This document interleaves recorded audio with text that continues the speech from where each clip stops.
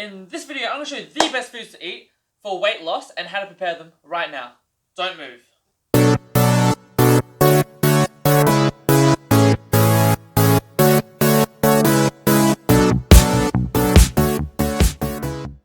Hey guys, I just want to give you a quick disclaimer. You must do these two things to lose weight.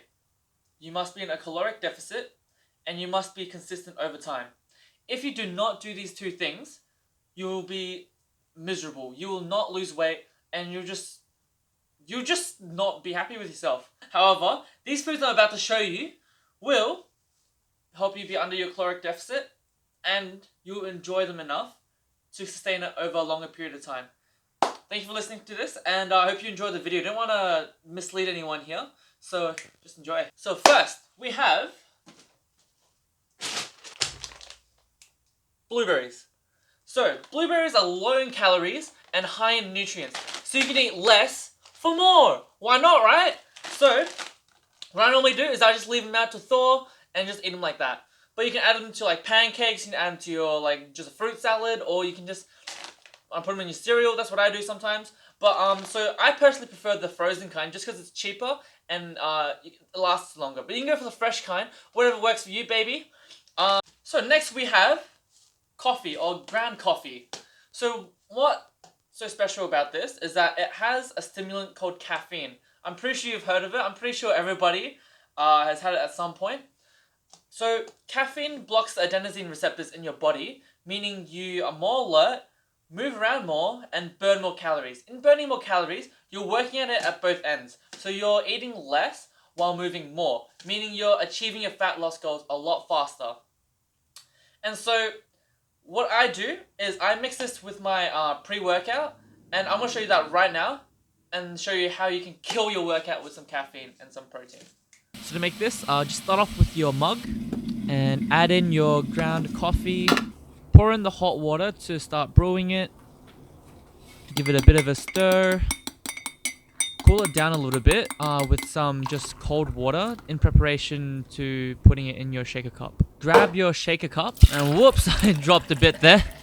And you see that white shit there? Yeah, that's cocaine. That's my secret ingredient. No, I'm just kidding, guys. That's just some creatine. So with this, I am just putting in a bit of whey protein and 2 scoops of creatine. So creatine is a type of protein that is found in meat, but you have to eat a lot of it. So what I like to do is supplement it into my pre-workout so I don't have to eat so much meat to get my creatine. So with creatine, it helps with the water retention in your muscles. You need about 5 grams of creatine a day. So 2 scoops is about how much I need. So after putting in your milk and the rest of the water, and if you like, you can add in some flavoring. You can just shake it like a maniac. That's what I'm doing right now. Yeah, and take a sip. So next we have something quite special. This is my personal favorite, the egg. The egg is almost 50% protein and has all the vitamins, all the minerals that we need, except for vitamin C. These are extremely cheap and versatile. You can grab a whole carton like this from Coles, Woolies, Costco's, Aldi's for $2-3 per dozen. That's crazy, bruh. So what I normally do is I separate the yolks from the egg whites. The yolk contains all the fat, whereas the whites contain like most of the protein. No fats, no carbs. I'm going to show you guys my personal recipe on how I make the eggs and how I stay full when I try to lose weight.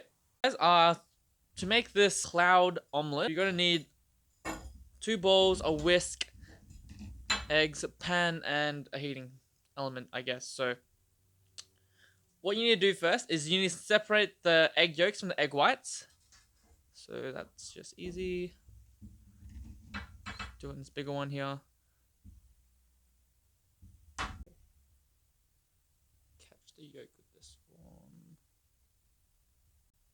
That's just easy. Oh, fuck. And you're supposed to separate the yolk from the egg white. Let's do that again.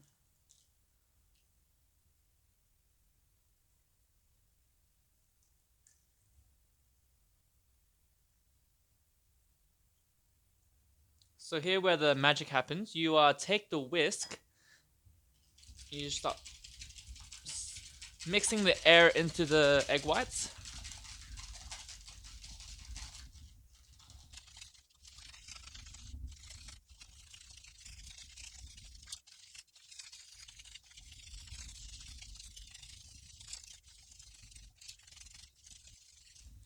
So now you have it like all bubbly and stuff here. You want to just stir in the egg whites, well, egg yolks, I mean, with the bit of egg white that I failed the first time. So just put that in. And you can just, for me, I'll just put in all of them. But if you have lower calories, you can take out more of the egg yolks and put in just more egg whites. And you just mix it in like this. So you could have less egg yolks in this, but I'm just putting all the egg yolks in just to show how it's done.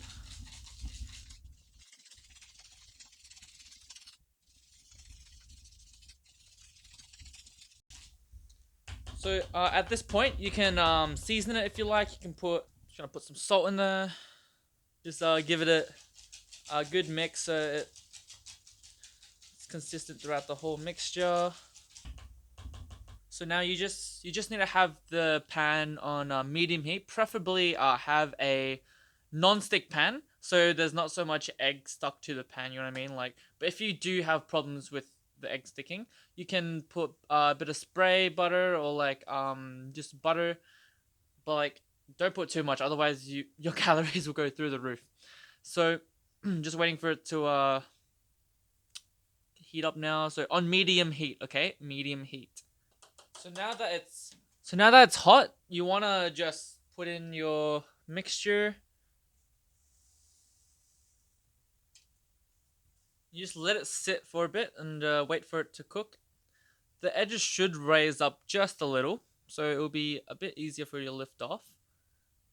So yeah, we'll just wait for it to cook.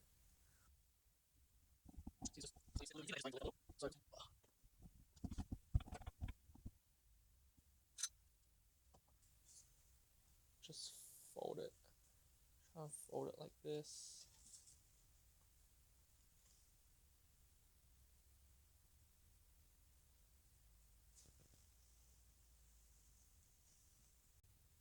It's pretty massive, not gonna lie. Ta-da! And done. So next we have the watermelon. Like the blueberries, the watermelon is low in calories but high in nutrients. So you can eat more of the watermelon so you become a lot fuller. And also, if you have a sweet tooth, this will be good for you as well because the watermelon is extremely sweet. And so what I normally do is I'll eat it with like Greek yogurt after dessert, which will make you full. Since it's low calories, it's like whatever, baby, just have this whole thing.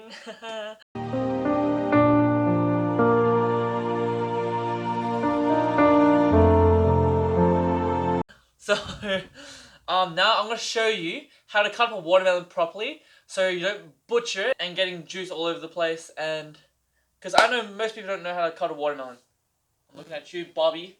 Bobby, fucking cut a watermelon. Watermelon waster. I know you, watermelon waster. So to cut this watermelon, you have to just do vertical cuts, however thick you like. I just like mine a little smaller, so I get more of them, you know what I mean? But make sure you make them as cleanly as you can, as close to the skin as possible.